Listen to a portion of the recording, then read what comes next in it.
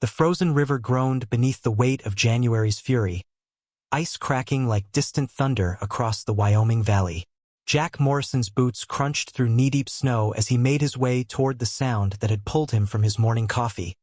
A sound that didn't belong in the silent white world surrounding his farm. It was a scream, raw and desperate, cutting through the bitter air with the kind of terror that makes a man's blood run cold despite the 20 below temperature. When he reached the embankment of Clearwater River, what Jack saw stopped him dead in his tracks. Before we jump back in, tell us where you're tuning in from, and if this story touches you, make sure you're subscribed, because tomorrow I've saved something extra special for you. A steel gray horse thrashed in a jagged hole in the ice, her silver mane plastered dark against her neck, steam rising from her heaving body as she fought against the freezing water that wanted to pull her under. But that wasn't what made Jack's heart slam against his ribs. Clinging to a broken section of ice shelf 20 feet downstream, barely visible against the white chaos, was a young man. His dark hair frozen stiff, his lips blue, his eyes barely open. The horse wasn't fighting for herself. She was fighting to reach him. Jack Morrison had spent the last 3 years perfecting the art of being alone. His farmhouse sat at the end of a gravel road that most folks forgot existed, tucked against the foothills where Cedar Valley gave way to wilderness. The white 2-story structure with its peeling blue shutters had once echoed with laughter, with the sound of a boy racing through rooms and a wife humming in the kitchen. Now it held only silence and the ghost of what used to be. Jack had chosen it that way. After the accident, after watching his son slip beneath flood waters while trying to save panicked cattle, after burying a 14-year-old boy who'd inherited his father's stubborn need to help things that couldn't help themselves, Jack had decided that caring led to losing, and losing was a pain he couldn't survive twice. So he'd built walls. Not physical ones, but the kind that keep neighbors at arm's length and turn dinner invitations into polite refusals. He worked his 200 acres with the mechanical efficiency of a man going through motions, planting and harvesting wheat, tending a small herd of cattle, fixing fences that didn't really need fixing.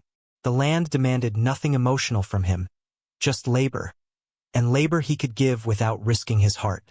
The morning had started like every other morning in the 13 days since the blizzard hit Cedar Valley. Jack woke in the dark, dressed in layers that made his arms stick out from his sides, and trudged through drifts to feed cattle that huddled miserably against the barn. The thermometer nailed to the porch post read -18, and the wind chill made it feel like 40 below. The kind of cold that turned spit to ice before it hit the ground, that made breathing feel like inhaling knives, that killed things caught unprepared. Jack had seen it before. Cattle frozen standing up, birds falling dead from the sky mid-flight.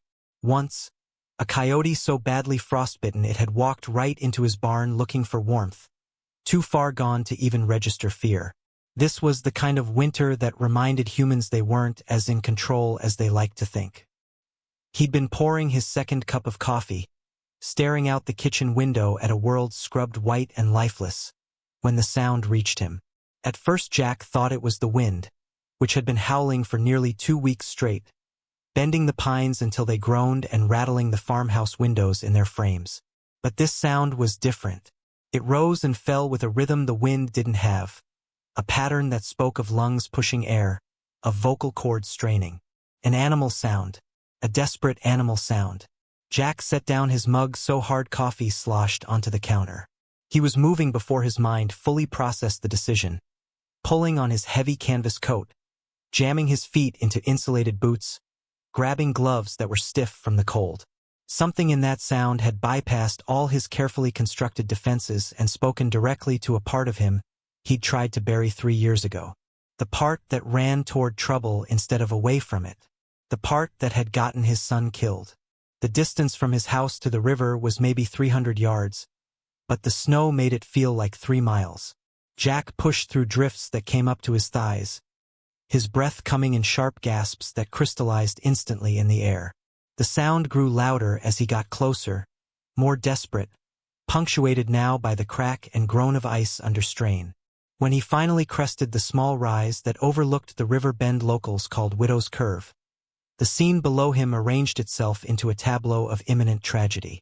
Clearwater River had frozen solid 3 days into the cold snap, a thick sheet of gray ice that looked stable from a distance but Jack knew was treacherous. The current ran fast here, fed by springs that never quite froze, and that constant movement kept the ice weak in spots. Deceptive. Something had broken through, leaving a jagged hole about 6 feet across, and in that hole a horse fought for her life. She was a Mustang. That much was clear from her build and the wild terror in her eyes. Steel gray coat darker now from the water, silver mane and tail streaming. She was magnificent even in her panic.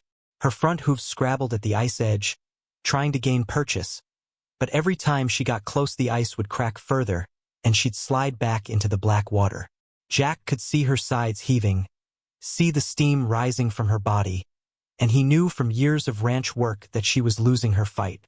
A horse in water that cold had maybe 10 minutes before hypothermia shut down her muscles. She'd go under not from drowning but from simply being unable to move.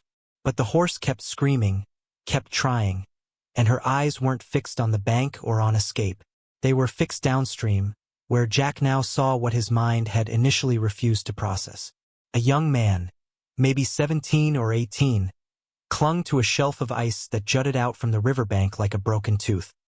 He was small, lean, with dark hair frozen into stiff spikes and skin that had gone the grayish-blue of advanced cold exposure. His hands were locked onto the ice in a grip that looked more like rigor mortis than conscious effort, and his eyes were open but unfocused, staring at nothing. He wore a denim jacket that was completely inadequate for this weather, jeans that were frozen stiff, and boots that had probably filled with water before he'd managed to drag himself onto that shelf. He wasn't moving, wasn't trying to pull himself further up. He was simply holding on with whatever last shred of survival instinct remained in a body that had already started shutting down. And the horse, instead of swimming for the bank, instead of trying to save herself, kept lunging in his direction, kept screaming for him, as if her voice alone could keep him tethered to life. Jack's mind raced through options with the cold clarity of a man who'd lived through enough disasters to know panic was useless.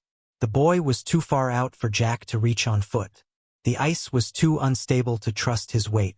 He had rope in the barn, but by the time he got there and back both horse and boy would be dead. He had his truck, but it was parked up by the house and the riverbank here was too steep to drive down anyway. What he had was a tractor, a chain, and maybe 5 minutes before this whole thing became a recovery operation instead of a rescue. Jack turned and ran, or tried to, his boots slipping in the snow, his lungs burning from the cold air. The old John Deere sat in the equipment shed where he'd left it after clearing the drive yesterday. The engine was cold, reluctant, and Jack pumped the throttle and twisted the key with shaking hands, willing it to turn over. Once, twice. Third time it caught with a diesel roar that seemed obscenely loud in the frozen morning. He didn't bother closing the shed door, just threw the tractor into gear and headed for the barn where he kept the heavy chains used for pulling stumps and dragging dead cattle. His hands fumbled with the cold metal, looping chain through the tractor's rear hitch, trying not to think about. Preparing and narrating this story took us a lot of time, so if you are enjoying it, subscribe to our channel. It means a lot to us. Now back to the story, about whether this would work, whether he was about to watch 2 lives end because he wasn't fast enough or smart enough or brave enough. The tractor churned through the snow, tracks finding purchase where wheels would have spun uselessly, and Jack aimed for a spot on the bank above where the horse struggled. He could see her weakening, her movements becoming less coordinated, her head dipping below the surface for longer stretches. The boy hadn't moved at all. Jack killed the engine and jumped down, pulling the chain free. It was 40 feet long, heavy-gauge steel that had been on the farm since his grandfather's time. He tied a loop in one end, the kind of slip knot that would tighten under load, and then he did something he hadn't done in 3 years. He prayed. Not elaborate words or formal requests, just a single thought hurled at whatever might be listening. Don't let me watch this. Don't make me carry more ghosts. Then Jack Morrison stepped onto the ice. His first step held. His second step produced a crack that sounded like a gunshot, spiderwebbing out from under his boot. He froze, distributing his weight as evenly as possible, feeling the ice flecks beneath him. It was thicker than he'd feared, but still not thick enough. Not here where the current ran fast underneath. He took another step, sliding his feet instead of lifting them, moving toward the hole where the horse had stopped fighting and started simply floating, her head just above water, her eyes rolling white with exhaustion.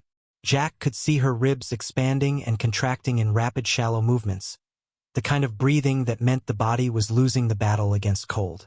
He had minutes, maybe seconds. 20 feet from the hole, Jack lay down flat, spreading his weight across as much surface area as possible. He pushed the looped end of the chain ahead of him, sliding it across the ice toward the horse. She saw it coming and flinched, some wild instinct telling her to fear the thing the human carried. But she was too weak to do more than twitch her head. The loop slid into the water next to her and Jack called out, his voice sounding strange and rough from disuse. "Come on, girl. Get your head through it, help me help you." The horse's ear flicked toward his voice. For a moment their eyes met, hers dark and glazed with cold but still holding something, awareness maybe, or recognition that this human was trying instead of threatening. She pushed forward, more floating than swimming, and her muzzle bumped the chain. Jack held his breath. The loop drifted and the horse moved her head. Whether intentionally or just from the water's movement Jack couldn't tell. But suddenly the chain was around her neck, settling behind her ears. Jack didn't give himself time to think about the risk, about the ice under him or the boy still clinging to life downstream. He just started moving backward, pulling himself with his elbows, dragging the chain with him. When he reached the bank he scrambled up, slipping twice, his hands so cold he could barely feel the chain anymore. He climbed onto the tractor, wrapped the chain around the hitch twice for extra hold, and started the engine. The tractor groaned as Jack eased it forward, taking up slack. The chain went taut. For a horrible moment nothing happened and Jack thought the horse had gone under or the chain had slipped or the ice was going to give way and take everything into the black water. Then he felt movement, felt the tractor's rear wheels bite into frozen ground, felt resistance that wasn't quite dead weight. He gave it more throttle, steady and even, and the horse came up out of the hole like some mythical creature being born from ice and darkness. She came up thrashing, wild with fear and cold, her hooves striking the ice and finding purchase. The chain around her neck tightened and she pulled against it, helping, fighting toward the bank with whatever strength remained in her shaking legs. Jack kept the tractor moving, slow but steady, giving her something to pull against, and then she was out, scrambling onto the snowy bank, the chain slipping over her head as she surged forward and then collapsed, her sides heaving, steam rising from her body in great clouds. Jack jumped down from the tractor, meaning to approach her, to check for injuries, but the horse lifted her head and screamed again, that same desperate sound that had brought him running. Her eyes weren't on Jack. They were fixed on the river, on the boy who still hadn't moved. Jack had forgotten him. For the span of the rescue, for those intense minutes of ice and chain and drowning horse, the boy had slipped from Jack's mind. Now he looked and saw that the kid had slid lower on his ice shelf, that his hands were no longer gripping but simply resting against the ice, that his eyes had closed. There was no time for the tractor, no time for chains or ropes or careful planning. Jack ran along the bank until he was parallel with the boy, then stepped back onto the ice without letting himself think about what he was doing. He moved fast, trusting momentum and luck more than the ice's integrity, and when cracks formed he kept moving, staying ahead of the breaking point. He reached the shelf where the boy lay and saw up close just how bad it was. The kid's lips were split and bleeding from the cold, his face so pale it looked bloodless, his hands blue-black with frostbite. Jack grabbed him under the arms and pulled, and the boy's frozen clothes made him heavier than he should have been, made him stiff and awkward to maneuver. Jack got him onto the more solid ice and dragged him, ignoring the cracks forming under their combined weight, ignoring the way the ice tilted and groaned. He dragged the boy up the bank, through the snow, away from the hungry river. The kid wasn't breathing. Or if he was, it was so shallow Jack couldn't detect it. He dropped to his knees beside the boy and put his ear to the kid's chest, pressing through the frozen layers of clothing. There. A heartbeat. Slow, irregular, barely there but present. Jack pulled off his gloves with his teeth and felt for a pulse at the kid's throat. The skin was ice-cold, waxy, but underneath he felt the faint flutter of blood still moving. Alive. Barely. Jack looked around wildly, trying to figure out what to do first, how to save someone this far gone, and his eyes landed on the horse. She had gotten to her feet, shakily, her legs trembling so badly it looked like she might collapse again at any moment. But she was moving toward them, stumbling through the snow, and when she reached the boy she lowered her head and breathed onto his face. Jack stared at her. The horse looked back at him with eyes that were starting to clear, losing that glazed look of hypothermia, and Jack understood. They'd both been in the water. They were both dying from cold. But the horse was bigger, had more body mass to retain heat, would survive longer. The boy wouldn't. Jack stripped off his heavy coat, wrapping it around the kid's torso. Then he picked him up. The boy weighed nothing, all bone and frozen clothing, and Jack cradled him against his chest, trying to share what body heat he had left. He started walking, not toward the house which was closer but toward the barn, which had a wood stove and blankets and shelter from the wind. The horse followed, her hoofbeats uneven in the snow, her breathing harsh and labored. Jack kicked open the barn door and the smell of hay and animals and wood smoke hit him, warmth radiating from the potbelly stove in the corner that Jack kept burning low through the winter. He laid the boy on the floor near the stove, then ran to the tack room for every blanket and saddle pad he owned. He stripped off the kid's frozen jacket, his ice-caked boots, his stiff jeans, working with shaking hands and trying not to think about how the boy's skin felt like marble, how his body was completely limp. The horse had followed them inside and now stood over them, dripping melt water onto the floor, still shaking. Jack grabbed more blankets and threw them over her back, not bothering to secure them, just trying to get insulation between her and the cold. Then he turned back to the boy. He wrapped him in layers, in quilts his dead wife had sewn, in wool blankets that smelled like cattle and dust, in everything he could find. He built up the fire until the stove glowed red and the air in the barn became stifling.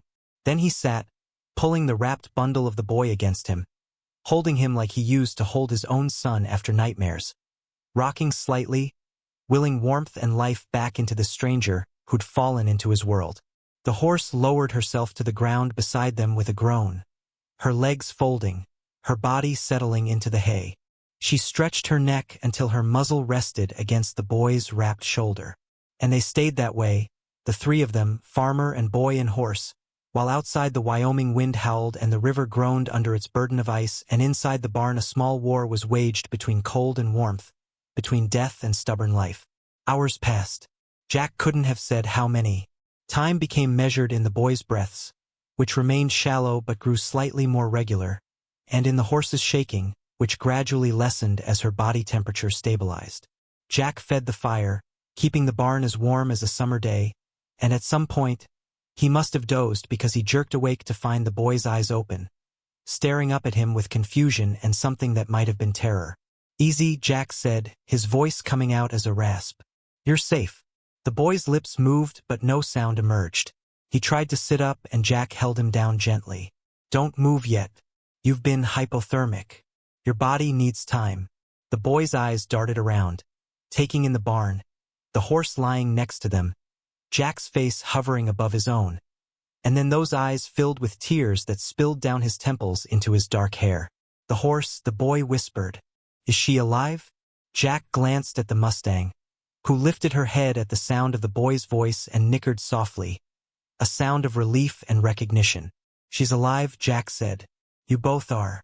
The boy closed his eyes and more tears leaked out, and Jack didn't know if they were from relief or pain or the overwhelming fact of survival. He just held the kid, this stranger who'd crashed into his carefully isolated life, and felt something crack open in his chest that he'd thought sealed forever. The boy's name was Daniel Whitfield, though he insisted everyone call him Danny. Jack learned this in fragments over the next several hours as the kid drifted in and out of consciousness, his body fighting the exhaustion that came from nearly freezing to death. Each time Danny surfaced from sleep, his eyes would search the barn until they found the horse, and only then would his breathing settle. The Mustang had recovered faster than the boy, her larger body mass and animal resilience giving her an advantage that human fragility couldn't match. She stood now near the stall where Jack had moved Danny, her head hanging over the half-door, ears swiveling at every sound the boy made. Jack had seen devoted dogs before, had owned cattle dogs that would work themselves to death for their handler. But he'd never seen a horse act like this. It was something beyond training, beyond the partnership that came from breaking and riding. This was a bond that defied easy explanation. Jack sat on an overturned feed bucket, warming his hands around a mug of coffee he'd retrieved from the house during one of Danny's longer periods of sleep. The boy was wrapped in what looked like every blanket Jack owned, his dark hair drying into unruly curls against the saddle blanket Jack had fashioned into a pillow. His face still held a grayish tint that spoke of how close he'd come to not making it, but color was slowly returning to his lips and the terrible waxy quality of his skin had faded. He'd survive. They both would. Jack should have felt relief at that knowledge, should have been congratulating himself on a rescue well done. Instead, he felt a creeping anxiety that had nothing to do with the weather outside and everything to do with the questions he hadn't yet asked. Questions like what was a teenage boy doing out in a blizzard? Questions like why he'd been on the river ice in the first place. Questions like what had spooked a wild Mustang badly enough to make her risk crossing a frozen river with a rider on her back. The storm that had brought Danny to his door had finally broken, leaving behind a silence so complete it felt oppressive. Jack could hear every small sound in the barn, the rustle of hay as the horse shifted weight, the pop and crackle of the wood stove, the whistle of wind finding gaps in the old boards. He'd lived alone long enough. That silence was supposed to be comfortable, but this silence felt different.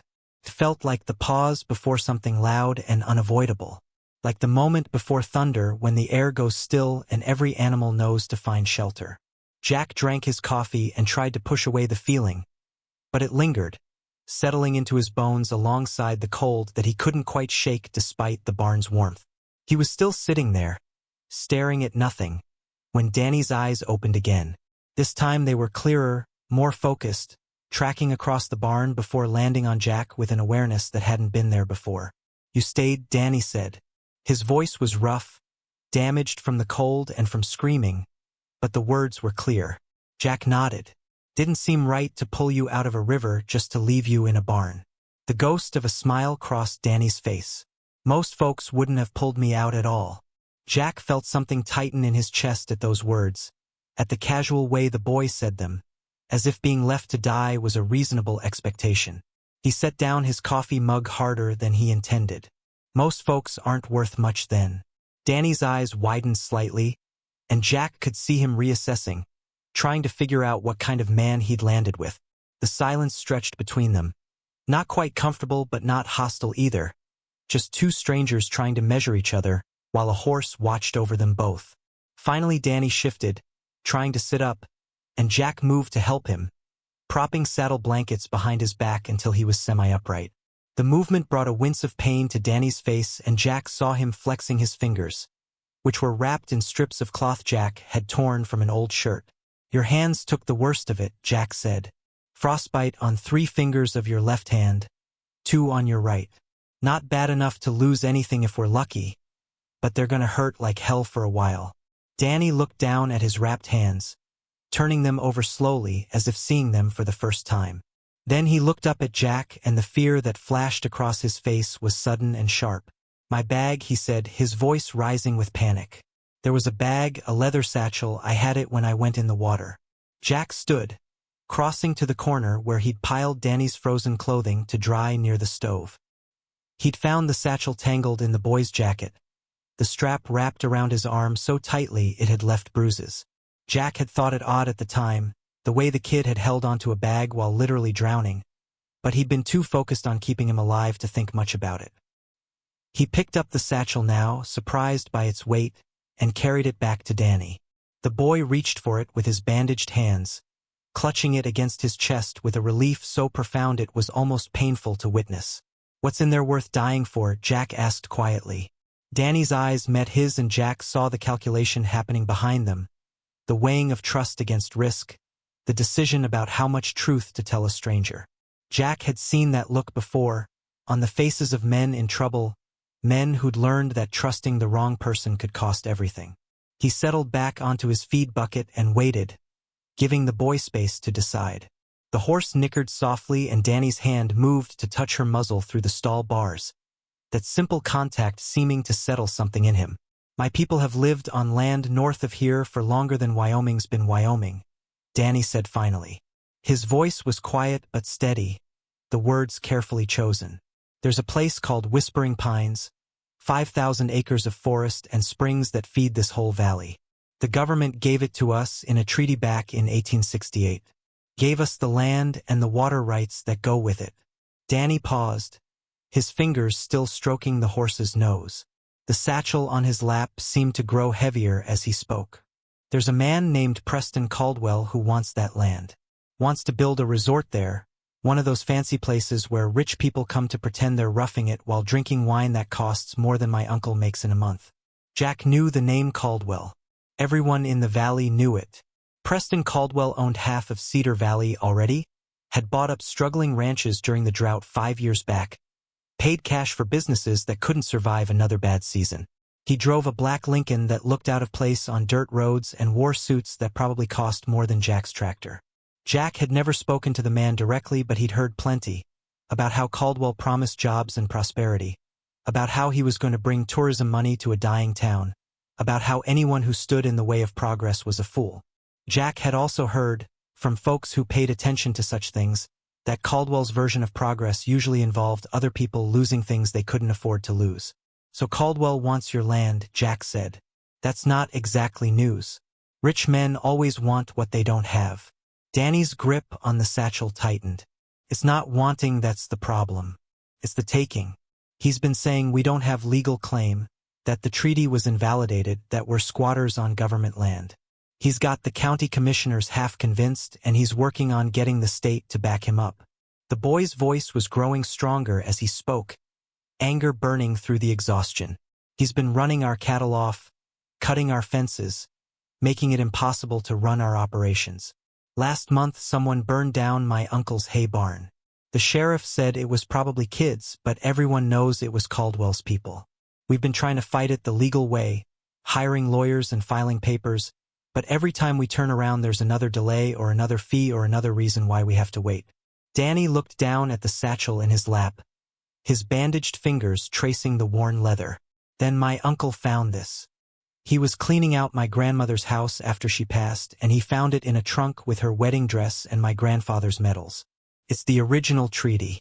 Not a copy, not a microfilm from some archive. The actual document with the actual signatures and the actual seals. Proves everything. Proves the land is ours, proves the water rights are ours, proves Caldwell is trying to steal what doesn't belong to him. Jack felt his stomach drop. He'd been in enough situations to know that proof of wrongdoing only mattered if you could get it to people who cared about right and wrong. And a teenage boy carrying around the one document that could derail a rich man's plans was in more danger than any amount of cold could create. Where were you taking it? Jack asked, though he thought he already knew the answer. Cheyenne. There's a lawyer there who specializes in treaty law. He's been helping us, but he needed to see the original document to make the case stick. Danny's laugh was bitter.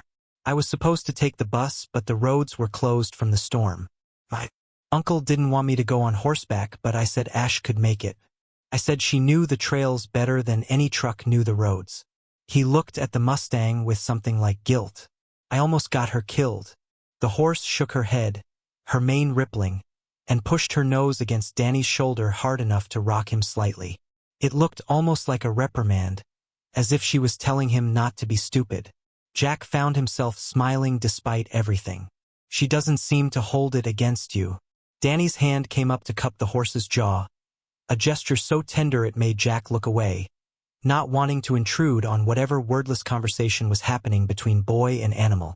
When he looked back, Danny was watching him with an intensity that felt like a challenge. You're probably thinking you should have left us in the river, Danny said. Would have been easier than getting mixed up in this. Jack stood, crossing to the stove to refill his coffee even though his mug was still half full. He needed something to do with his hands, needed a moment to think about his answer. The truth was that part of him did wish he'd never heard that scream, never walked down to the river, never pulled a drowning horse and half-dead boy into his carefully isolated life. That part of him remembered exactly what happened when you cared about things, when you tried to help, when you put yourself between trouble and innocent people. That part of him remembered standing at a graveside while rain turned the earth to mud and wishing he'd been the one to drown instead of his son. But there was another part, smaller and more stubborn, that remembered what it felt like to pull that horse from the water, to feel her fighting alongside him, to watch life persist against odds that said it shouldn't. That part remembered the weight of Danny in his arms and the terrible fragility of a human life measured in heartbeats and breaths. That part couldn't imagine walking away. I'm thinking, Jack said slowly, turning back to face Danny, that a man who'd let a kid freeze to death to avoid inconvenience isn't much of a man at all. I'm thinking that if you've got proof of what's right, then that proof deserves to get where it's going. And I'm thinking that horse of yours has better sense than most people I've met, and if she thinks you're worth dying for, then maybe I should pay attention. Danny stared at him, something that might have been hope flickering in his dark eyes. You don't even know me. Don't need to know you to know when something's wrong. Jack gestured toward the satchel. You've got a document that proves the law is on your side. That should be the end of it. Fact that it's not tells me everything I need to know about Caldwell. The boy's shoulders sagged. Whether from relief or exhaustion, Jack couldn't tell. Thank you, Danny said quietly. Jack shook his head. Don't thank me yet. We've got to figure out how to keep you alive long enough to get that treaty to Cheyenne.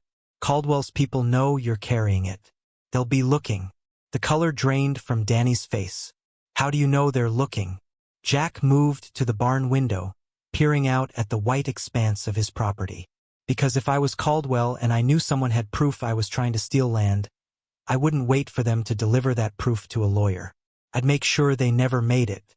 As if summoned by Jack's words, a sound drifted across the frozen valley. The distant rumble of engines, multiple vehicles moving slowly, searching. Jack's hand tightened on the window frame. Danny struggled to his feet, the blankets falling away, and Jack was there in 2 strides to steady him.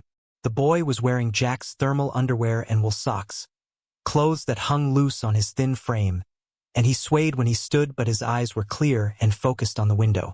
Are they coming here? Danny asked. Jack listened to the engines, trying to judge distance and direction. Not yet. They're working the main roads first, checking houses closer to town. But they'll make it out here eventually. This farm's not exactly hidden. He turned to Danny, making a decision that he knew he couldn't unmake. We need to hide you. The boy shook his head. I won't bring trouble to your door. I'll take Ash and head into the hills. You're in no condition to ride, and that horse needs rest as much as you do. Jack's voice was firm. Besides, the second they see tracks leading away from my barn, they'll follow them. Your best chance is to stay hidden until we can figure out a better plan. Danny opened his mouth to argue, but Jack cut him off. This isn't a debate. You saved that horse's life enough times that she was willing to die trying to save yours. That kind of loyalty means something. Means I'm not throwing you to the wolves just because it's easier. Jack moved to the back of the barn where old furniture and equipment created a maze of shadows and forgotten spaces. There was a feed room there, barely used anymore since Jack's herd was small, with a false wall his grandfather had built during Prohibition for hiding bootleg whiskey. Jack hadn't thought about that space in years, but now he pulled aside the wooden panels, revealing a narrow room about 6 feet square. It smelled of dust and old grain and the mice that had probably made it home, but it was hidden and it was safe. Danny looked at the space and then at Jack with something like wonder. You're risking everything. Jack thought about his son, about the weight of regret he'd carried for 3 years, about all the times he'd replayed that day and wondered if he could have done something different. I've spent a long time trying to avoid risk, Jack said quietly. Turns out that's not much of a life. He met Danny's eyes. Let me do this. Let me help. The boy nodded slowly and limped toward the hidden room, clutching his satchel. Ash followed him as far as she could, her hooves loud on the barn floor, and when Danny disappeared into the small space, she pressed against the wall as if she could push through to him. Jack replaced the panels carefully, then scattered hay and old tack to make it look undisturbed. The engines were getting closer now, and Jack could make out individual vehicles. 3 of them, maybe 4. He had minutes at most. Jack stepped outside into cold that hit him like a physical blow after the barn's warmth. The sun was high and bright, making the snow painful to look at, and in the distance he could see the vehicles now.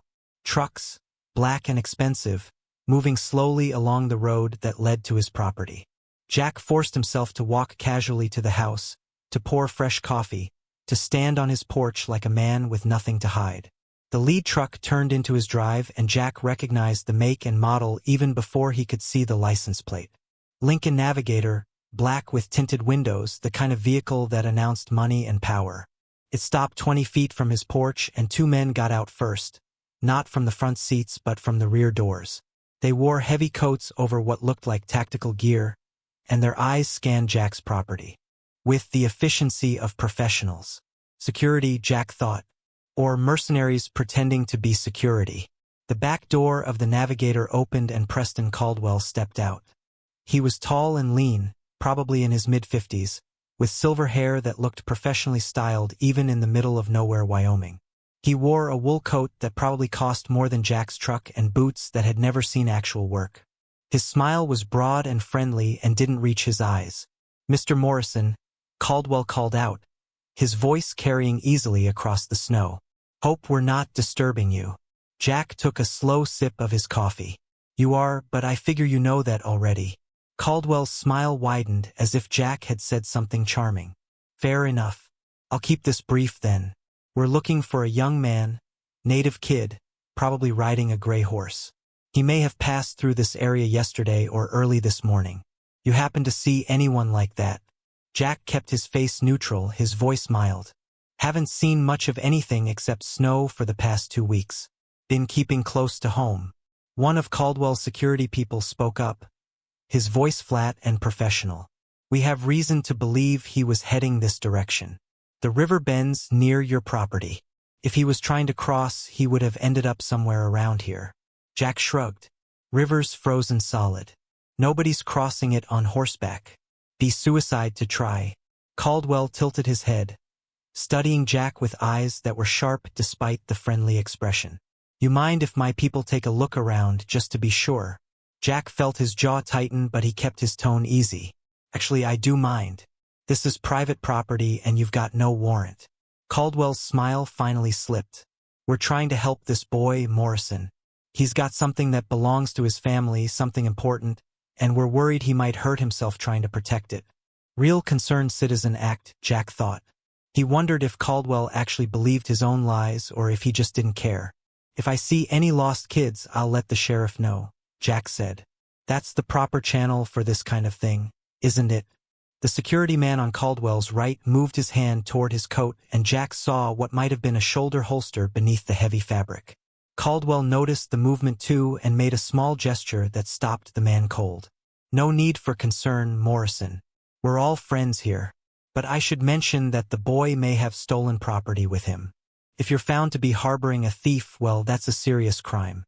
Jack set down his coffee mug on the porch rail with careful precision. "You're right about one thing, Caldwell. Harboring a thief is a crime. So is trespassing, theft, arson, and trying to steal land that doesn't belong to you. Now, I'm no lawyer, but I'm pretty sure you've committed at least 3 of those in the past month. So why don't you and your hired muscle get back in that fancy truck and get off my property before I decide to call the sheriff myself?" The temperature seemed to drop another 10 degrees in the silence that followed. Caldwell's friendly mask vanished completely, replaced by something cold and calculating. "You're making a mistake," he said quietly. "I'm a patient man, Morrison, but my patience has limits. And you're just one old farmer with a failing operation. Think carefully about who you want as an enemy."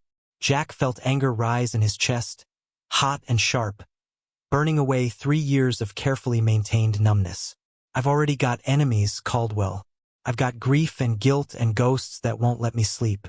You think I'm scared of a man in expensive boots who hides behind lawyers and thugs. You don't know anything about what I can survive."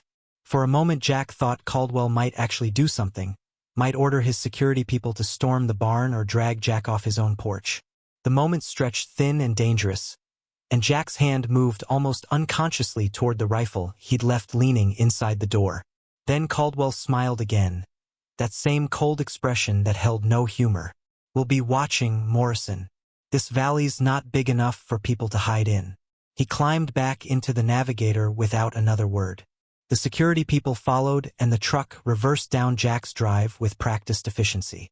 The other vehicles that had hung back on the road fell in behind it, and within minutes they were gone, leaving only tire tracks in the snow and a tension in the air that felt like electricity before a storm. Jack stood on his porch until the vehicles disappeared, until the sound of their engines faded into the distance. Only then did he allow himself to shake, to feel the adrenaline and fear catch up with his bravado. He'd just made himself a target. He'd just put his property and possibly his life on the line for a kid he'd known for less than a day and a cause he barely understood. 3 years ago, before the accident, before the grief hollowed him out, Jack would have called this foolish. Would have said, "You don't start fights you can't win, don't make enemies of powerful men, don't risk everything for strangers." But 3 years of safe isolation had taught Jack something important. Safe wasn't the same as alive. And for the first time since his son died, standing on his porch with his heart hammering and his hands shaking, Jack Morrison felt completely, terrifyingly alive. He went back to the barn, moving quickly now that Caldwell's people were gone. He pulled aside the false wall panels and found Danny sitting in the dark with the satchel clutched against his chest and Ash's nose somehow pushed through a gap in the boards, pressed against the boy's shoulder. They both looked at Jack with the same expression, a mixture of fear and desperate hope. "They're gone," Jack said. "For now." Danny crawled out of the hiding space, his movements stiff and pained. "What did you tell them?" Jack helped him stand, steadying him when he swayed. "I told them to get off my property. I told them I knew what they were up to. I told them a lot of things that probably weren't smart." He met Danny's wide-eyed stare. "And then I told them to leave." The boy's voice came out as barely a whisper. "Why would you do that? You don't even know if what I'm telling you is true. You don't know me. You don't owe me anything." Jack thought about his answer, about all the complicated reasons and the simple truth underneath them. "Because that horse jumped into a frozen river for you," he said finally. "Because you held on to a bag of papers while you were drowning instead of letting it go to save yourself. Because 3 years ago my son died trying to save something he loved, and I've been wondering ever since if caring that much was stupid or brave." He looked at Ash, at the way she stood guard over Danny even now, exhausted and still recovering but unwilling to leave him unprotected. "I think maybe it was brave.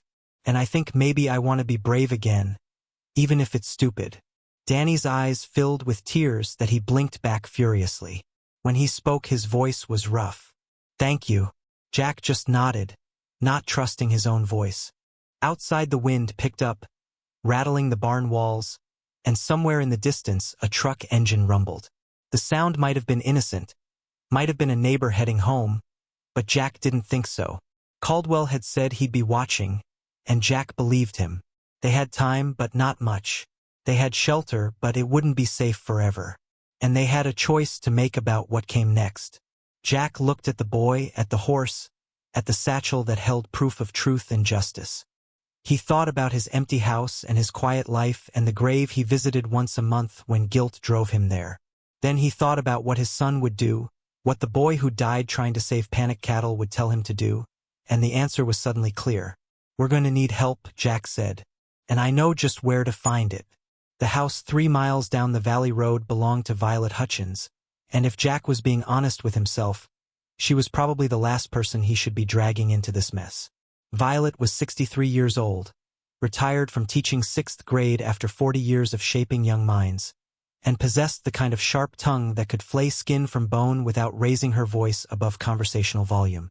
She'd also been his wife's best friend, had sat with Jack through the funeral, and had shown up at his door once a week for 2 years afterward with casseroles he didn't eat and conversation he didn't want. Eventually she'd stopped coming. Not because she'd given up, but because Jack had finally asked her to leave him alone. He'd said it meanly, with the intention to hurt, and she'd looked at him with eyes that saw straight through to the broken parts he was trying to hide. Then she'd nodded once and left, and they hadn't spoken since. Now Jack sat in his truck with the engine idling, staring at her neat yellow farmhouse with its white trim and the smoke curling from the chimney, trying to convince himself this was a good idea. Danny was hidden back in the barn with Ash standing guard, and Jack had maybe an hour before Caldwell's people realized he'd left his property and started wondering where he'd gone. He needed help. More than that, He needed someone who knew the valley, who knew the people in it, who could navigate the social networks that Jack had spent 3 years avoiding. Violet Hutchins knew everyone, remembered everything, and despite her retirement still wielded influence that came from teaching half the adults in Cedar Valley when they were children. If anyone could help Danny get his treaty to someone who mattered, it was Violet. Assuming she didn't slam the door in Jack's face the moment she saw him, Jack killed the engine and climbed out before he could talk himself out of it. The cold hit him immediately, that particular Wyoming winter cold that felt like it was trying to stop your heart through sheer force of will. He walked up the shoveled path to her front door, noting the perfectly cleared walkway and the bird feeder hanging from the porch eave. Everything about Violet's property spoke of someone who maintained order and care, who hadn't let grief or isolation turn their world into a neglected shadow. Unlike Jack's place, which was slowly falling into disrepair despite his best efforts. He raised his hand to knock and the door opened before his knuckles touched wood. Violet stood in the doorway wearing a thick cardigan over a floral dress, her gray hair pulled back in a bun, her blue eyes sharp behind wire-rimmed glasses. She looked exactly the same as the last time Jack had seen her, which somehow made the guilt worse. "Well," she said, her voice carrying that particular flatness that teachers used when they were deeply unimpressed. "Didn't think I'd see you on my porch again in this lifetime. Thought you'd made it clear you wanted to be left alone to rot in peace." Jack flinched but held her gaze. "I did say that. I was wrong." Violet's eyebrows rose slightly. "That might be the first time I've heard you admit being wrong about anything since you were 12 years old and insisted you could jump the creek on your bike." She crossed her arms. "That ended with you in the emergency room getting stitches. This conversation starting the same way." "Might be," Jack admitted. "Depends on whether you're willing to hear me out."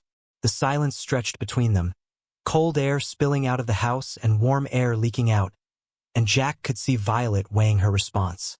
Finally, she stepped back from the door. "You've got 5 minutes. If you waste them on apologies instead of telling me what you actually need, I'm throwing you out myself." Jack stepped into warmth that felt almost aggressive after the cold outside. Violet's house smelled like coffee and cinnamon, like someone actually lived there instead of just existing between the walls.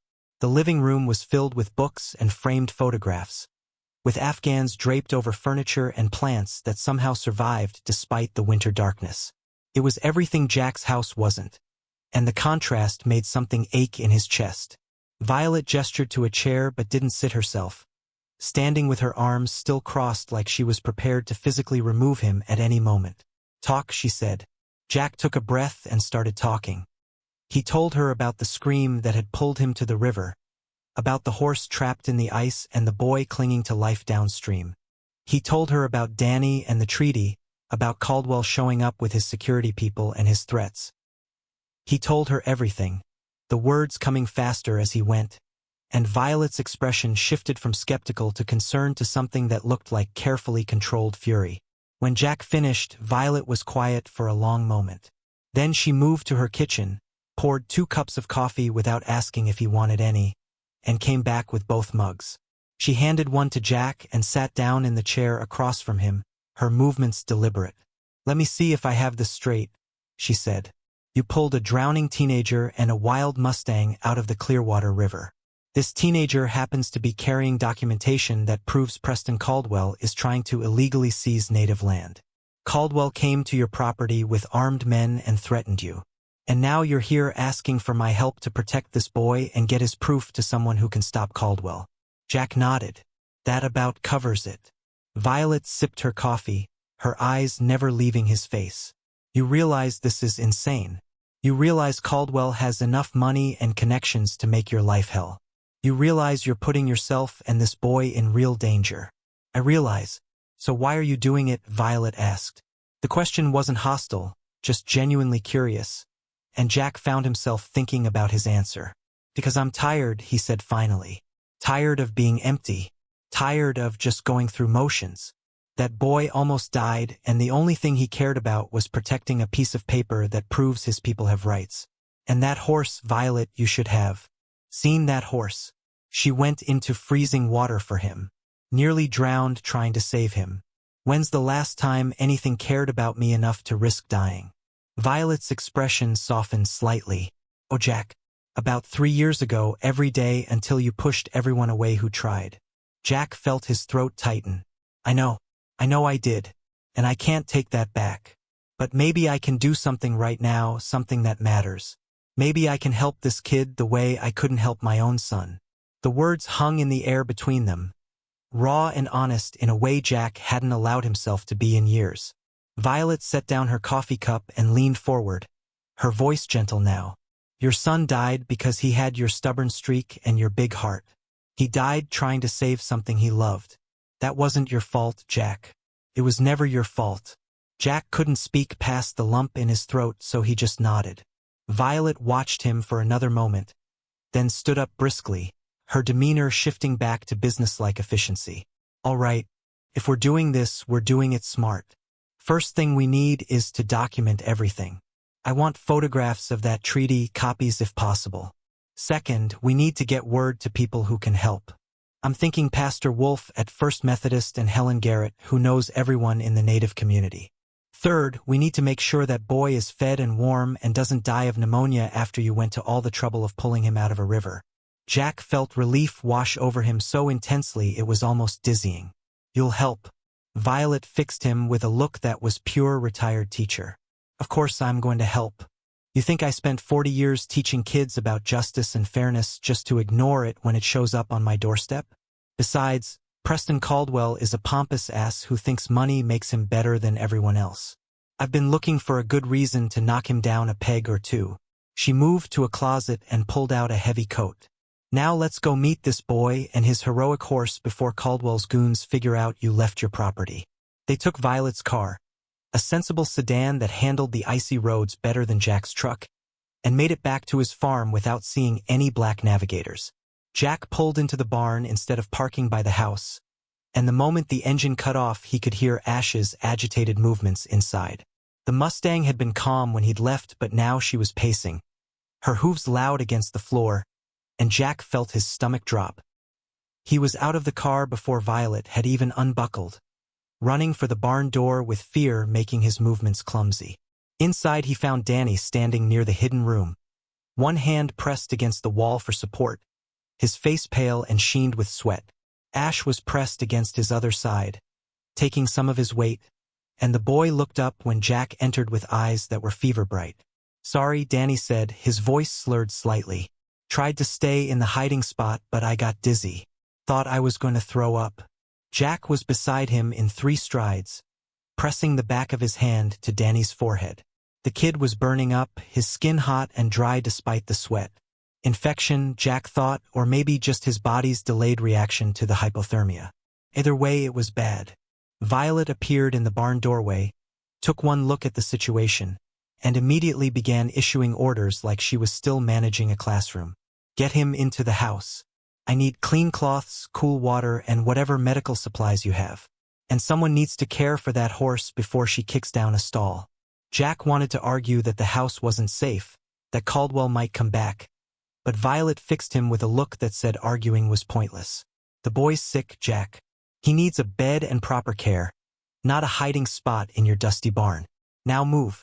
They got Danny into the house, which took longer than it should have because his legs kept trying to give out and Ash insisted on following them, her hooves clattering on the porch steps. Jack tried to get her to stay outside, but the mare planted herself at the door and refused to budge until Violet, in a move that surprised everyone including herself, simply opened the door wider and let the horse into the kitchen.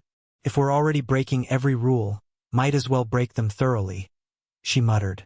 Jack half-carried Danny upstairs to the guest room, a space that hadn't been used in 3 years and smelled of dust and disuse.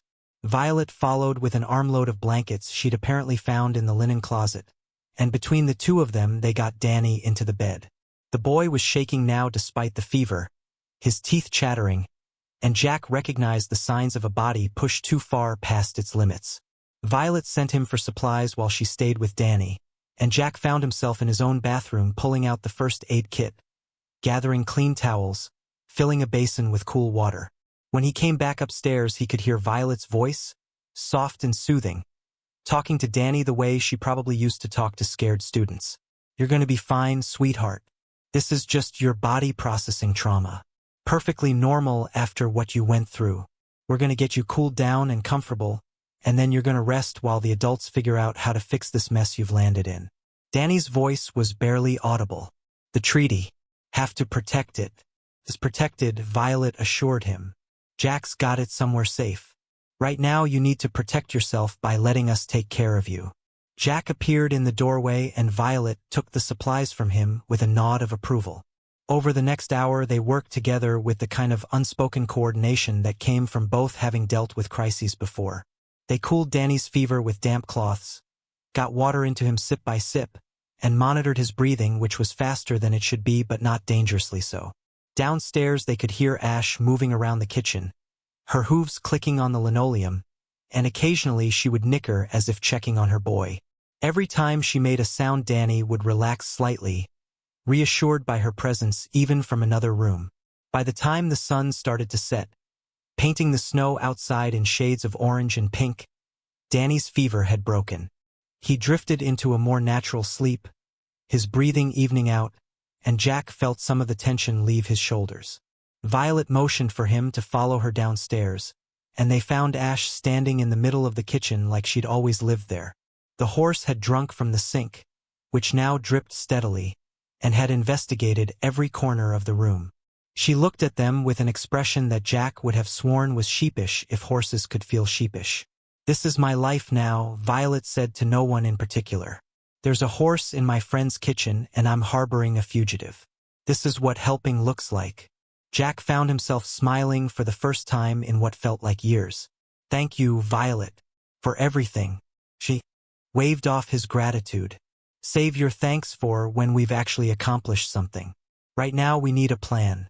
Caldwell's not going to wait forever." They sat at Jack's kitchen table, which Ash occasionally bumped with her nose as if wanting to be included in the conversation, and worked out the beginnings of a strategy. Violet knew a lawyer in Cheyenne, a woman who'd been her student years ago and specialized in Native American rights. She also knew Pastor Wolf would be willing to help, and Helen Garrett, who traded with the reservation communities and had connections Jack couldn't hope to match. The problem was getting the treaty to any of these people without Caldwell finding out. The roads were being watched, Violet pointed out. If Danny tries to leave, even in disguise, Caldwell's people will spot him. And if we mail the treaty, assuming we could even get to a post office without being followed, there's no guarantee it won't get lost or intercepted. "We need to document it first," Jack said. "Photographs, copies, something that proves it exists even if the original gets destroyed." Violet nodded. "I've got a good camera and a scanner. We can do that tonight. But even with copies, we need the original to get to Cheyenne for proper legal authentication." The problem wasn't just the documentation, though that was important. The problem was that Danny was in no condition to travel and wouldn't be for days at least. And every day they waited was another day Caldwell could solidify his position. Another day he could work on getting the county to officially declare the Whispering Pines territory as open for development. "What we need," Violet said slowly, "is to buy time and gather support. Make it public enough that Caldwell can't just make the boy disappear without people asking questions." Jack thought about Caldwell's visit, about the barely veiled threats and the security people with their shoulder holsters. The man was used to getting what he wanted through intimidation and money, but public opinion was harder to buy, especially in a small town where everyone knew everyone else and people had long memories. "We go to the church," Jack said. "Sunday service. Pastor Wolf announces that Danny's under community protection, shows photographs of the treaty, asks people to stand witness. Caldwell can't threaten everyone in Cedar Valley." Violet's eyes lit up with approval. "And we invite the local paper. Nothing official, just mention to Ruth and at the Cedar Valley Gazette that there might be a story worth covering at Sunday service. She'll show up with her camera, and once there are photographs and a story, Caldwell will have to be more careful about how he handles this." It wasn't a perfect plan. There were a dozen ways it could go wrong, 100 variables they couldn't control. But it was something, a way forward that didn't involve hiding in fear or surrendering to a man who thought power meant he could take whatever he wanted. They worked late into the night, Violet driving back to her house to get her camera and scanner, Jack checking on Danny every 30 minutes and finding him sleeping peacefully each time, with Ash somehow having made her way upstairs to stand guard outside the bedroom door. When Violet returned, they carefully photographed every page of the treaty. The old parchment brittle and water-stained, but the ink still legible. The signatures at the bottom were bold and clear, the seals pressed into wax still showing intricate detail. It was real. It was proof. And looking at it, Jack felt an anger build in his chest at the idea that anyone thought they could simply ignore this, could pretend these words and signatures and promises didn't matter. By midnight, they had digital copies saved in 3 different locations and physical photographs that Violet said she'd distribute to people she trusted.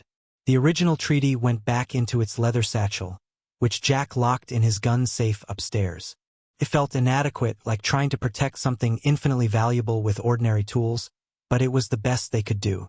Violet left with promises to make calls first thing in the morning, to reach out to Pastor Wolf and Helen Garrett and her lawyer friend in Cheyenne. Jack walked her to her car, and she paused before getting in, her hand on his arm. "You did a good thing today, Jack. Pulling that boy from the river. Choosing to help instead of looking away. Your son would be proud."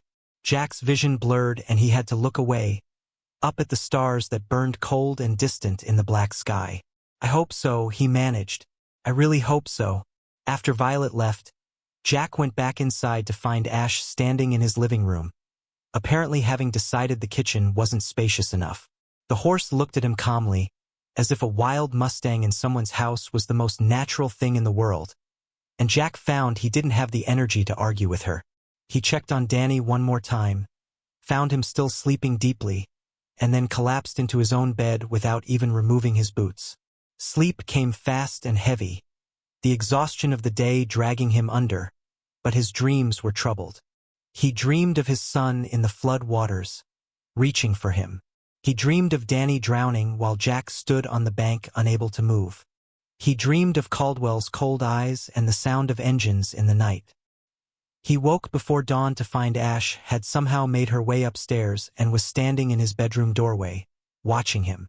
Her presence should have been alarming, but instead Jack found it oddly comforting, like having a guardian that didn't sleep, that stayed vigilant while he rested. Morning came gray and cold, the sun hidden behind clouds that promised more snow. Jack made coffee and found Danny awake and sitting up in bed, looking weak but coherent. His fever was gone and his eyes were clear, though he moved carefully as if everything hurt.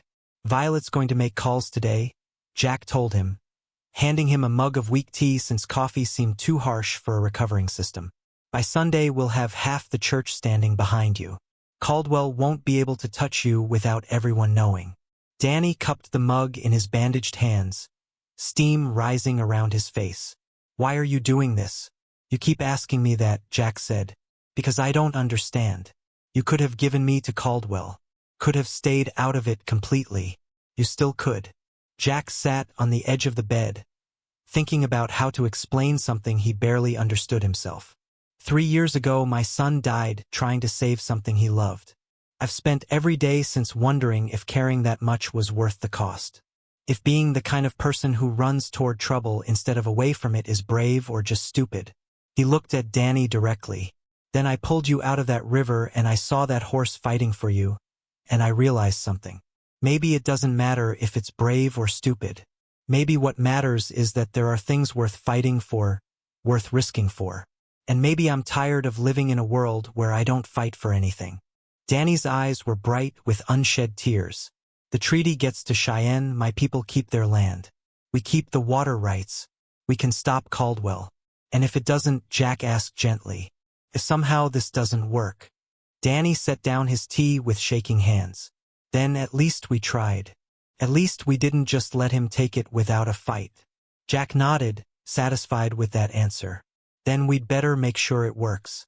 Sunday morning arrived with fresh snow and a tension that seemed to hang in the air like static before a lightning strike. Jack stood at his bedroom window watching the sun struggle through gray clouds, his coffee growing cold in his hands as he mentally prepared for what was coming. Downstairs he could hear Danny moving around carefully, still weak but determined, and the distinctive sound of Ash's hooves on hardwood as the Mustang followed the boy from room to room like a devoted shadow. The church service started at 10, which gave them 2 hours to get ready, 2 hours to commit to a course of action that couldn't be undone. Jack had spent half the night lying awake wondering if this was the right move, if exposing Danny publicly was protection or just painting a target on the boy's back in bright colors. But every other option seemed worse, and Violet had been firm when she'd called last night to confirm the plan was in motion. Pastor Graham Wolfe had agreed immediately when Violet explained the situation, his voice carrying the kind of righteous anger that came from a man who took his faith seriously and didn't appreciate bullies. He'd spread word through his congregation that tomorrow's service would address an important community matter, and knowing how small towns worked, that had been enough to ensure nearly everyone in Cedar Valley would show up out of pure curiosity if nothing else. Helen Garrett had been equally supportive, promising to bring members of the Native community who could speak to Danny's family history and the importance of the treaty.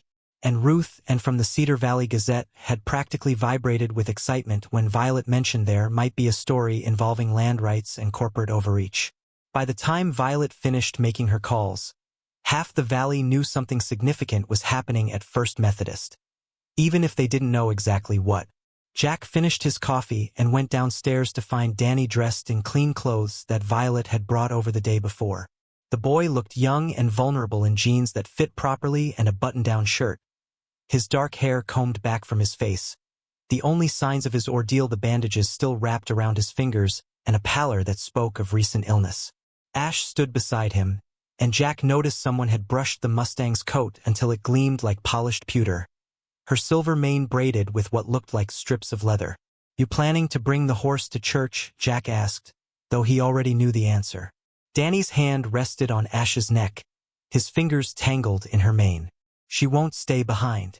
I tried leaving her in the barn yesterday and she kicked a hole in the stall door." Jack thought about the scandal of bringing a wild Mustang into a Methodist church and decided that compared to everything else they were about to do, it barely registered. "Then I guess she's coming with us." They'd have to walk since there was no way to fit a horse in either Jack's truck or Violet's sedan, and the church was a mile and a half down the valley road. Under normal circumstances that would be a pleasant winter walk, but these weren't normal circumstances, and Jack found himself scanning the tree line constantly as they set out, looking for black SUVs or the glint of binoculars in the distance. Violet met them halfway, having walked from her own house, and she took one look at Ash and laughed. "Well, I suppose if we're going to make a statement, we might as well make it memorable. How many church services have you attended where the witness arrived on 4 legs?" The walk took 30 minutes, their boots crunching through new snow, their breath steaming in the cold air. Other people were making their way toward the white church steeple that rose above the pine trees. Families bundled in winter coats, trucks and cars pulling into the gravel parking lot. Jack saw heads turn as they approached, saw people nudge each other and point at the horse walking calmly between Danny and Jack like she'd been trained for this her whole life. The murmurs started before they even reached the church steps, a low buzz of speculation and curiosity that followed them like a wave. Pastor Wolfe stood at the church entrance greeting his congregation, and his eyes widened when he saw Ash, but he recovered quickly, his professional smile never faltering. "Welcome," he said, his voice carrying clearly in the cold air. "All of God's creatures are welcome in his house, even the 4-legged ones." The church was nearly full, every pew packed with people who normally only showed up for Christmas and Easter but who weren't about to miss whatever was happening today. Jack recognized ranchers and shop owners, teachers and mechanics, families who'd lived in Cedar Valley for generations and newcomers who'd arrived in the past few years. Near the back he spotted several faces he knew were connected to the Native communities north of town, and in the front row Helen Garrett sat with her hands folded and her chin raised like she was ready for battle. Ruth, and from the Gazette, stood against the side wall with her camera, trying to look casual but clearly ready to document everything. And sitting in the third row on the right, wearing an expensive suit that looked out of place among the congregation's practical winter clothes, was Preston Caldwell.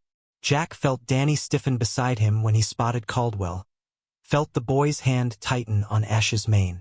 The Mustang's ears went flat against her head and she snorted, a sound that carried challenge and warning. "Easy," Jack murmured to both of them. "This is exactly what we expected. Caldwell wants to see what we're going to do, wants to intimidate us. Don't give him the satisfaction." They made their way down the center aisle with every eye in the church following their progress. Ash's hooves clicked on the wooden floor, each step echoing in the suddenly silent space. People shifted in their pews to get a better look, some with expressions of confusion, others with poorly concealed amusement, and a few with something that looked like understanding. Jack kept his eyes forward, focusing on the pulpit where Pastor Wolf waited with an expression of calm that Jack suspected took significant effort to maintain. They slid into a pew near the front that Violet had saved for them, Ash somehow folding her legs to lie down in the aisle beside Danny like a large and unusual dog. The service began with a hymn that Jack didn't know the words to, his voice mumbling through verses while around him the congregation sang with varying degrees of enthusiasm. Pastor Wolf led them through the familiar rhythms of worship, prayers and readings and another hymn, and for a while it felt almost normal, like any other Sunday service in a small-town church. But Jack could feel the tension building, could see the way people kept glancing at Danny and Ash, could feel Caldwell's presence like a cold spot in the room. When Pastor Wolf finally stepped up to give his sermon, he set aside his usual notes and gripped the pulpit with both hands.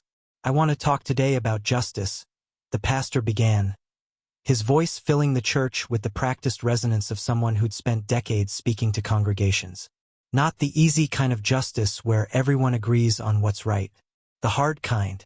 The kind that costs something. He paused, letting the words settle. "We have among us today a young man who nearly died in the Clearwater River 4 days ago. Some of you have probably heard rumors about it, about the wild horse that broke through the ice trying to save him, about Jack Morrison pulling them both out when any sensible person would have stayed safe at home." Pastor Wolf's eyes moved across the congregation, holding gazes, making sure people were listening. "What you might not know is why Daniel Whitfield was on that river in the first place. Why he was traveling in a blizzard with a document that his family has protected for generations. Why powerful people want to pretend that document doesn't exist." There was a stirring in the pews, people leaning forward, the kind of focused attention that came when a story was about to be told that mattered. Danny sat very still beside Jack, his bandaged hands folded in his lap, his eyes fixed on the pastor. Ash had her head raised, ears swiveling to track every sound, and Jack found himself reaching over to rest a hand on the boy's shoulder in silent support. In 1868, Pastor Wolf continued, the United States government signed a treaty with the Lakota people guaranteeing them rights to land and water in what is now called Whispering Pines territory. That treaty was signed by representatives of both parties, sealed with official marks, and filed with the federal government. It wasn't a gift. It wasn't charity. It was a legal agreement between sovereign nations, one that promised the Lakota people would have access to the springs and forests they'd lived with for generations. The pastor's voice grew harder. "But we all know how often such treaties were honored, don't we? How many promises were broken, how many agreements were ignored when they became inconvenient." The church was absolutely silent now. Even Caldwell sat without moving, his face carefully blank, but Jack could see the tension in his shoulders. Pastor Wolf pulled a photograph from his pocket and held it up, one of the copies Violet had made of the treaty. "This is that document. The original is being kept safe, but this photograph shows every detail. The signatures, the seals, the specific land descriptions that include 5,000 acres currently called Whispering Pines. Danny's family has protected this treaty for over 150 years, keeping it safe through wars and relocations and every attempt to erase their history. And now someone wants to build a luxury resort on that land. Someone who claims the treaty doesn't matter, that it was invalidated, that the Lakota people have no legal right to territory that was promised to them by the federal government." Pastor Wolf set down the photograph and gripped the pulpit again. "I'm not a lawyer. I can't speak to all the legal complexities. But I can read, and I've seen this document with my own eyes. And I can tell you that if we stand by and watch while a piece of paper signed by our government is dismissed because it's inconvenient for a wealthy developer, then we're not the community I thought we were." The murmurs started then, people whispering to their neighbors, heads shaking, some in agreement and some in confusion. Jack saw Helen Garrett stand up, her elderly frame straightening with purpose. Pastor Wolf nodded to her and she turned to face the congregation. "I've known Danny's family for 30 years, Helen said, her voice surprisingly strong for someone in her 70s. "I buy herbs and baskets from them every season. They've never cheated me, never lied to me, never been anything but honest and fair in their dealings." She pointed at the photograph on the pulpit. "That treaty is real. I've seen the original. And if we let Preston Caldwell or anyone else pretend it's not, then we're complicit in theft." More people stood then, some Jack recognized and some he didn't. A rancher named Thomas spoke about buying horses from Danny's uncle, horses that were well-trained and healthy, nothing like the stolen animals Caldwell had accused the native families of trading. A woman named Patricia talked about the baskets Helen mentioned, beautiful work that her grandmother had bought and that she still owned, proof of a trading relationship that went back generations. One by one people offered testimony, small pieces of evidence that painted a picture of a community that had lived peacefully alongside Danny's people for years without incident until Caldwell arrived with his money and his plans. Jack felt something loosen in his chest as he listened, something that had been wound tight for 3 years. This was what community looked like. Not isolation, not self-sufficiency, but people choosing to stand together even when it was uncomfortable, even when it might cost them something. Caldwell remained seated throughout it all, his expression never changing. But Jack saw him check his watch twice and noted the way his jaw clenched whenever someone spoke. The man hadn't expected this. He'd expected people to look away, to stay silent, to let him handle his business without interference. He'd underestimated what happened when you pushed too hard in a small town where people had long memories. When the testimonials finally ended, Pastor Wolf asked Danny to stand. The boy rose shakily, and Ash immediately got to her feet as well, pressing against his side to steady him. They walked to the front together, boy and horse, and Danny pulled a folded paper from his pocket. Jack recognized it as the statement Violet had helped him write the night before, words carefully chosen to explain without accusing, to present facts without inflammatory language. "My name is Daniel Whitfield," Danny read, his voice quiet at first but growing stronger. "My family has lived in this valley since before there was a Wyoming, before there was a United States. We've watched towns grow and people come and go, and we've tried to live peacefully, to honor the agreements made by our ancestors." He looked up from the paper, his eyes moving across the faces watching him. "The treaty my family has protected proves we have legal right to the land and water at Whispering Pines. It's not about keeping people out.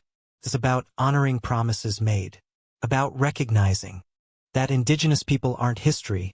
We're here, we're part of this community, and we deserve the same legal protections as anyone else."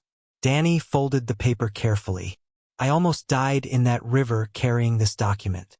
My horse almost died trying to save me. And Jack Morrison, who'd never met me before in his life, risked his own life to pull us both out." He paused, and Jack saw tears standing in the boy's eyes though none fell. "I don't know why he did that, why he chose to help instead of looking away. But I know that's the kind of person I want to be. The kind who helps when they see something wrong, even if it's hard, even if it's dangerous." The silence that followed Danny's words was heavy and charged. Then someone started clapping, slow and deliberate, and Jack realized with surprise that it was Tom Brennan, the sheriff who'd warned him days ago about getting involved. The sheriff stood, his applause growing louder, and others joined in until the whole church was filled with the sound. Everyone except Caldwell, who sat with his hands folded and his face carved from ice. Pastor Wolf waited for the applause to fade before speaking again. "This community is being asked to make a choice. We can pretend we didn't hear this testimony, didn't see this evidence, didn't witness a young man's courage. We can let money and power decide what's true and what's convenient. Or we can stand up and say that justice matters, that promises made matter, that the law applies equally to everyone regardless of whether they're wealthy developers or teenage boys who nearly froze to death defending their family's rights." He looked directly at Caldwell. "I know which choice I'm making. The question is, what will the rest of you choose?" The church erupted then, not in applause but in conversation, people turning to their neighbors and speaking urgently. Jack saw alliances forming in real time, saw people who'd never paid much attention to treaty rights or native issues suddenly engaged and angry on Danny's behalf. It wasn't universal. He could see some faces that remained skeptical or uncomfortable, but it was enough. It was a shift in public opinion that couldn't be ignored or bought off. Caldwell stood slowly and walked down the aisle toward the door without a word to anyone. His silence was more threatening than shouting would have been, a promise that this wasn't over, that he had resources and options they couldn't imagine. But he left alone, without his security people, without his usual confidence. And Jack took that as a small victory. The man had come expecting to intimidate, to watch them fail, and instead he'd witnessed his position weaken in front of 50 witnesses with a camera documenting everything. After the service ended, people crowded around Danny, some offering support, others wanting to see Ash up close, a few asking detailed questions about the treaty and the legal process ahead. Violet materialized at Jack's elbow with Ruth and in tow, the reporter's camera still clicking away. "This is going to be front page," Ruth and said excitedly. "Treaty document surfaces in land dispute. Local boy nearly dies protecting native rights." She looked at Jack speculatively. "And the angle about you pulling him from the river, that's good human interest. Reluctant hero saves teenager and wild horse. Refuses to let wealthy developers silence the truth." Jack winced at the characterization. "I'm not a hero. I just did what anyone should do. That's what makes it news," Ruth and replied. "Most people don't do what they should do. They look away. You didn't." The crowd gradually dispersed, people heading home for Sunday dinners with promises to follow the story and to support Danny however they could. Helen Garrett stopped on her way out to grip Jack's hand in both of hers. "You did right by this boy," she said firmly. "And you did right by this community, showing us we're better than our worst impulses." Jack felt his throat tighten and could only nod. When the church was finally empty except for their small group, Pastor Wolf came down from the pulpit looking exhausted but satisfied. "Well," he said, "that's probably the most eventful service I've ever presided over. And in 40 years of ministry, that's saying something." He looked at Danny with genuine warmth. "You were brave up there, son. Speaking truth isn't easy when you know powerful people don't want to hear it." Danny leaned heavily against Ash, the adrenaline of the service clearly wearing off and leaving exhaustion in its wake. "What happens now?" he asked. "Now," Violet said, "we make sure that treaty gets properly authenticated and filed. I've been in contact with my lawyer friend in Cheyenne, and she's agreed to take your case pro bono. She specializes in native rights and has contacts in the federal system who can fast-track the verification process. But we need to get the original document to her office safely. That's going to be the tricky part," Sheriff Brennan said, apparently having waited around specifically to join this conversation. He'd changed from his Sunday clothes back into his uniform, the badge on his chest catching the light filtering through the church windows. "Caldwell's not going to just let you waltz out of town with that treaty. He'll have people watching the roads, probably monitoring bus stations and anyone who looks like they might be helping you." Jack had been thinking about this problem for days now, turning over options and discarding them one by one. Danny couldn't travel himself, he was still too weak and too recognizable. Mailing it was too risky. Having someone drive it to Cheyenne meant putting another person in danger and giving Caldwell's people opportunities to intercept them. What they needed was something unexpected, something Caldwell wouldn't think to watch for. Jack looked at Ash, at the Mustang who'd carried Danny through a blizzard and broken through ice to save him, who'd stood guard over the boy for days and walked into a church like it was the most natural thing in the world. An idea formed in his mind, crazy and probably impossible, but the more he thought about it, the more it seemed like maybe it could work. "The horse," Jack said slowly. Everyone turned to look at him. "We send the treaty with the horse." The silence that followed his suggestion was broken by Violet's surprised laugh. "You want to put legal documents on a wild Mustang and hope she makes it to Cheyenne? Have you lost your mind completely?" "Not Cheyenne," Jack said, his thoughts racing now as the plan took shape. "There's a rancher about 30 miles north of here, Ben Hartley, who runs horses down to Cheyenne every few weeks. He's got a trailer and trucks set up for transport, makes the run regularly enough that Caldwell's people wouldn't think twice about seeing his vehicles on the road." Jack turned to Danny. If Ash would accept being trailered with other horses, if she'd trust someone else to lead her, we could get her to Hartley's ranch and have him take her down to Cheyenne as part of his regular transport. The treaty could be hidden in her tack, somewhere that wouldn't be found in a casual search. Danny was already shaking his head. "She won't go with strangers. She barely tolerates people she knows. And I can't go with her, can I? That's the point. If you're still here, still visible, Caldwell will assume the treaty is still here too. But if Ash goes without you, if she's just one horse among many being transported for normal business reasons, she becomes invisible. Jack looked at the Mustang, at her intelligent eyes and the way she kept one ear always swiveled toward Danny. The question is whether she'll do it. Whether she'll accept being separated from you long enough to make the trip. Danny's hand moved to Ash's neck, his fingers tangling in her mane in that gesture Jack had seen 100 times over the past days. The connection between boy and horse was so visible it was almost tangible, a bond that went beyond training or ownership into something deeper. I can ask her, Danny said quietly. I can't promise she'll agree, but I can ask. Over the next 2 hours they worked out the details of what Jack was already thinking of as the stupidest plan he'd ever been part of. Sheriff Brennan would escort them back to Jack's farm, making his presence obvious as a deterrent to anyone watching.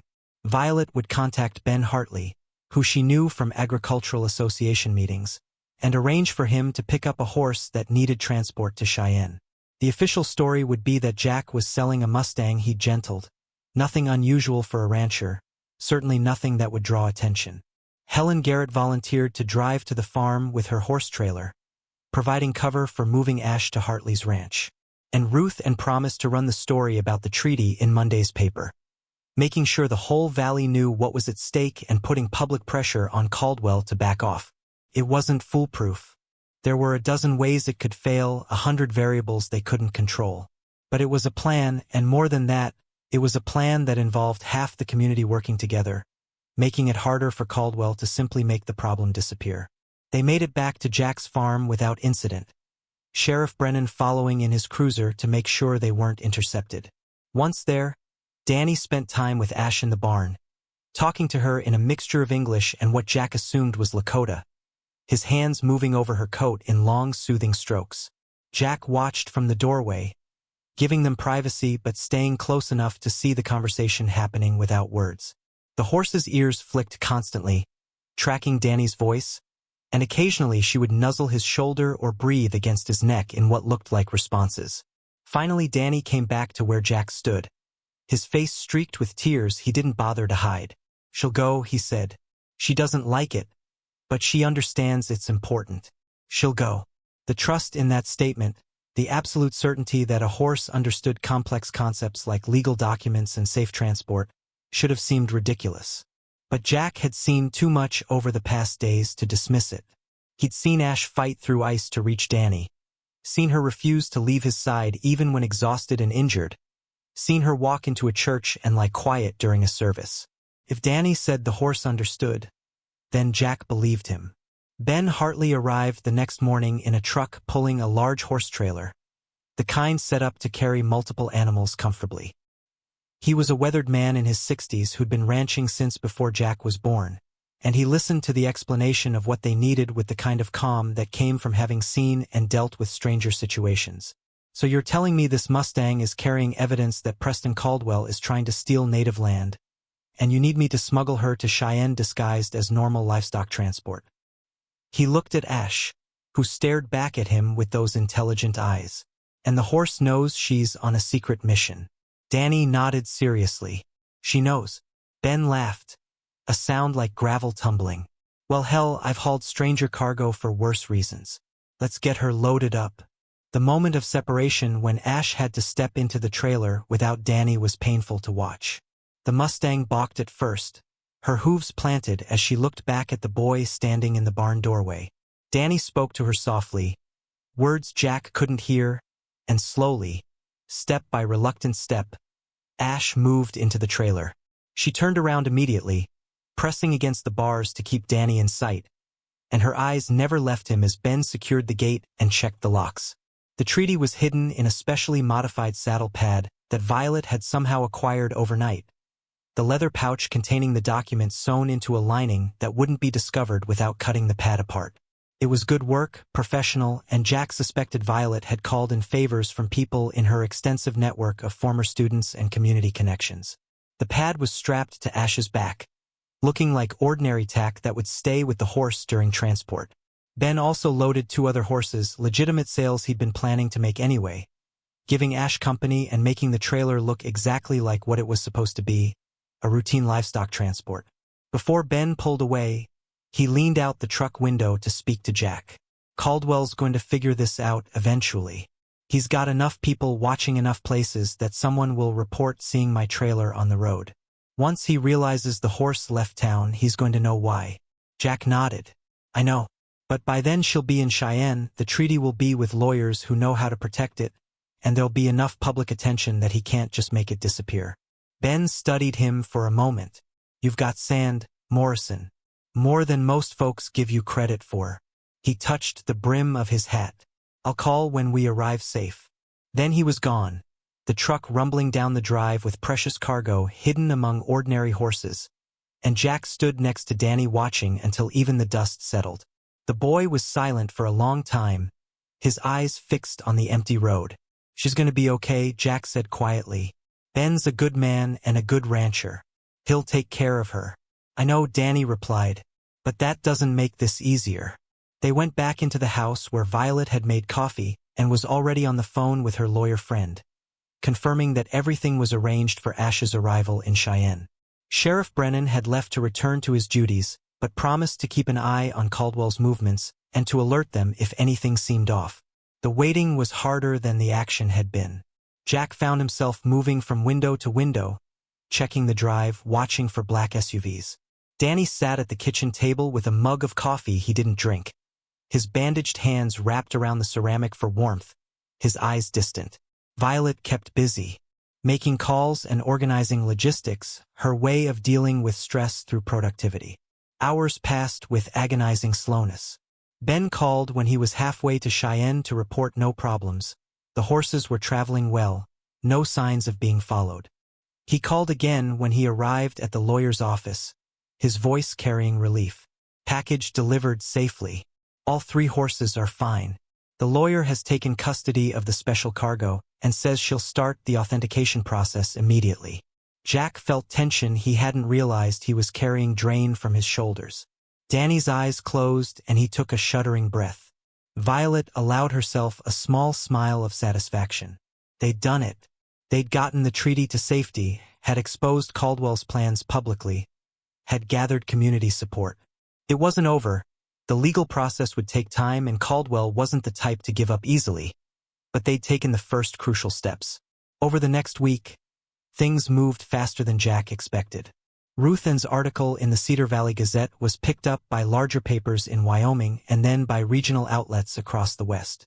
The story of a teenage boy nearly dying to protect a historical treaty, saved by a wild horse and a reclusive rancher, captured public imagination in ways that dry legal proceedings never could. Television crews showed up in Cedar Valley wanting interviews. Photographers took pictures of the Clearwater River where the rescue happened, and suddenly the whole state was paying attention to Whispering Pines and the land dispute. The lawyer in Cheyenne, a sharp woman named Rebecca Torres, filed preliminary motions that put a hold on any development at Whispering Pines pending treaty verification. Caldwell tried to fight it, but found himself suddenly facing not just a legal challenge but public opinion that had turned decisively against him. Protesters showed up at his office in town. His social media accounts were flooded with criticism. Local businesses that had been courting his investment started quietly distancing themselves. The treaty authentication process took 3 weeks. Federal archivists confirmed the document was genuine, the signatures matched historical records, the seals were authentic, and the legal language was binding. The 1868 treaty granting the Lakota people rights to Whispering Pines territory was valid and enforceable. Preston Caldwell's resort plans were dead. The man left Cedar Valley 2 days after the authentication was announced, his Lincoln Navigator pulling out of town for the last time, while people watched from shop windows and porches. Some cheered. Most just watched in silence, witnesses to the departure of someone who tried to use money and power to take what wasn't his and had been stopped by a community that decided truth mattered more than convenience. Ben Hartley brought Ash back to Cedar Valley on a bright February morning when the snow was starting to melt and the river ran clear and loud with spring runoff. Danny was waiting at Jack's farm when the trailer arrived, and the moment the gate opened, Ash exploded out, nearly knocking the boy over in her enthusiasm to reunite with him. They stood together in the yard, Danny's arms around the Mustang's neck, both of them trembling, and Jack had to look away from the intimacy of the moment. Later, after Ben had left and Ash had been thoroughly examined and fussed over and fed every treat Danny could find, they sat on Jack's porch in weak February sunshine. The valley stretched before them, snow-covered but showing patches of brown earth where the thaw had started, promising spring and new beginnings. "What will you do now?" Jack asked. Danny leaned against the porch railing. His hands healed now though the scars remained. "Go back to my family. Help them rebuild, help them make sure the treaty protections are enforced properly." He glanced at Jack. "And come back to visit if that's okay. You and Violet and Pastor Wolf and everyone who helped. You're part of this now." Jack found himself smiling. "I think I'd like that." The silence that followed was comfortable. Two people who'd been through something significant together and come out the other side changed. Jack thought about the man he'd been a month ago, isolated and hollow, going through the motions of living without actually being alive. He thought about his son and the weight of grief he'd carried, and while it hadn't disappeared it had shifted somehow, become something he could carry without it crushing him. "You know what I realized," Jack said. Danny looked at him questioningly. Jack continued, "When you pulled me toward that river, when I had to choose between staying safe or helping, I was more scared of living with myself if I did nothing than I was of dying trying to help. I think that's what my son felt too the day he died. I think he chose to try because not trying would have been worse." Danny nodded slowly. "That's brave." "Maybe," Jack allowed. "Or maybe it's just human. Maybe we're built to care about each other even when it's hard, even when it costs us something. Maybe isolation is the real danger, not connection." They sat together as the sun moved across the sky, as the ice on the river groaned and cracked with the changing temperature, as the first birds of spring called from the pine trees. Ash grazed peacefully in the yard, occasionally lifting her head to check on Danny, her presence a reminder that loyalty and courage came in unexpected forms. Violet drove up as afternoon was fading into evening. Bringing dinner she insisted they wouldn't eat properly otherwise. The three of them ate together in Jack's kitchen that had been so silent for so long, talking and laughing and making plans for the legal work still ahead and the community healing that would need to happen. When Violet finally left and Danny went to settle Ash in the barn for the night, Jack stood alone in his living room looking at photographs on the mantel he hadn't been able to face for 3 years. His wife smiling in the garden. His son holding a blue ribbon from the county fair, grinning with gap-toothed pride. The pain of looking at them was still there, sharp and real, but it no longer felt like it would destroy him. They were memories now instead of open wounds, proof that he'd loved deeply even if he'd lost terribly. The next morning Danny and Ash left for home, heading north toward the reservation and family who'd been waiting for their return. Jack and Violet stood in the drive watching them go, the boy riding bareback with his hand tangled in silver mane, the Mustang moving with easy confidence across melting snow. They'd be back, Jack knew. This wasn't an ending but a beginning, the start of something larger than any of them had planned. Violet linked her arm through Jack's as they watched horse and rider disappear into the distance. "You did good," she said quietly. "Better than good. You saved a life and changed a community and found your way back to living. That's no small thing." Jack thought about the scream that had pulled him from his kitchen 4 weeks ago, about the choice he'd made to run toward trouble instead of away from it, about everything that had unfolded from that single moment of decision. "Sometimes I think the horse saved me as much as I saved her," he admitted. "Sometimes I think Danny and Ash crashing into my life was exactly what I needed, even if I didn't know I needed it." Violet smiled. "Maybe that's how grace works. Not gentle and easy but wild and desperate, breaking through our frozen places whether we're ready or not." They went back into the house together, into warmth and coffee and the comfortable silence of old friendship restored. Outside the valley was waking from winter, ice giving way to water, snow retreating before advancing spring, the whole world shifting from death to life in the eternal cycle that promised nothing ever stayed frozen forever. And in his barn where a wild Mustang had once stood guard, in his kitchen where a wounded boy had found sanctuary, Jack Morrison felt something he hadn't felt in 3 years. He felt hope. Not the gentle kind that whispered maybe, but the fierce kind that declared yes. The kind that came from surviving something impossible and discovering that courage wasn't the absence of fear but the decision to act despite it. The kind that understood sometimes salvation arrived on 4 legs in the middle of a blizzard, and the only choice that mattered was whether you opened the door. Up next, you've got 2 more standout stories right on your screen. If this one hit the mark, you won't want to pass these up. Just click and check them out.